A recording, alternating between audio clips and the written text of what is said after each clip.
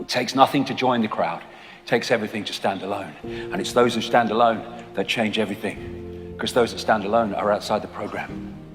Small minds cannot comprehend great spirits. To be great, you have to be willing to be mocked, hated, and misunderstood.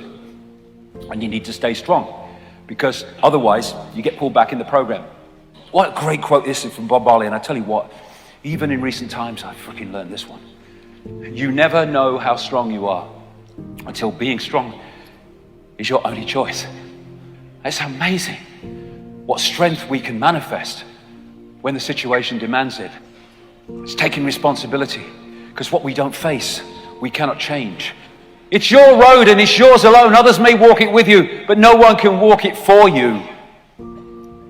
We're all unique. And we're entering we're in these challenging times where we need the power of the heart that won't give in, that won't take a step back because things are happening that make it fearful. This doesn't do fear. The heart is the ultimate power. It won't stand back. It will stand up to what it believes to be right, no matter what the situation is. And that's what we need. Persistence. This great quote here. Now that we've exhausted all possibilities, let's get frickin' started. Persistence. If you have the power of the heart and the persistence of keeping with the power of the heart, no matter what we face, we can change anything. Together, we can change everything. The person who said it can't be done should not interrupt the person doing it. The conspiracy depends on us believing there's nothing we can do about the conspiracy. Bollocks to that. The conspiracy is coming down. There's a phenomenal wake-up going on around the world. People say knowledge is power. It's not. The use of knowledge is power. Having knowledge and not using it is might as well not frickin' have it.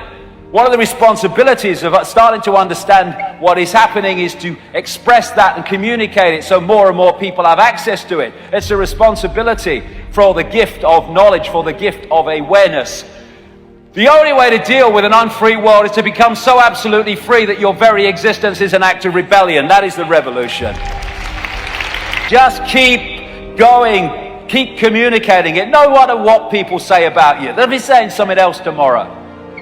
A slave is one who waits for someone else to come and free him. How have we seen that through history? People under oppression waiting for someone else to come and do the business. We need to do the business together. And then, together, there'll be no more slavery. If we stop acting like slaves, there'll be no more slavery. Human race, get off your knees. We get off our knees, we look this system in the face, and we say no more. We're not cooperating anymore with our own enslavement. And the thing is, the power is with us in numbers alone.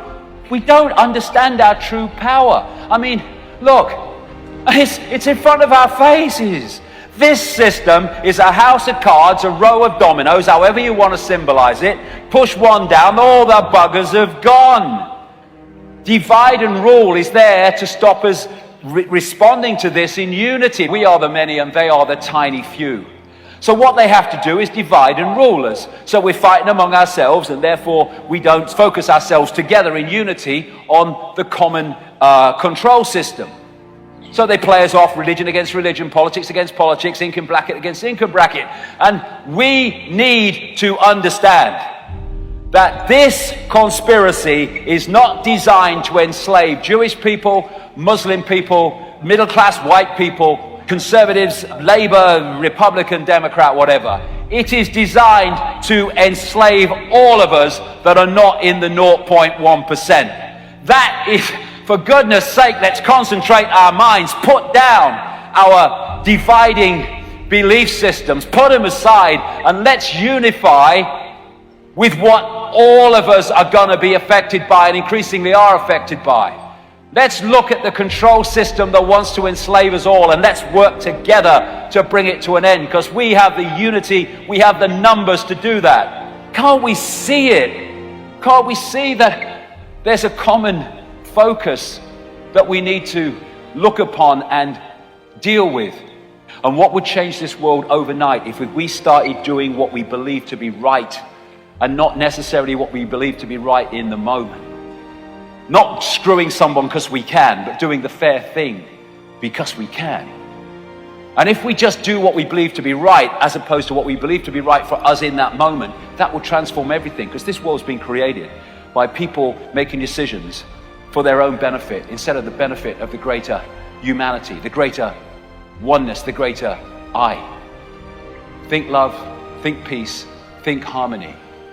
And then we turn the collective energy field, the energetic seed, into love, peace, and harmony. And the world is not what it used to be. Kindness, it doesn't cost a thing. Sprinkle that shit everywhere. Hug the world to sanity. Give me a hug. Hug the world to sanity. Isn't that nicer than a conflict? Isn't that nicer than shouting at each other? What are we doing? And it's only a choice. It's only a choice, and people think it's trite and it's weak and it's not very much. It will change the freaking world if we did this. Infinite love is the only truth. Everything else is illusion. When we realize that, we go outside the illusion.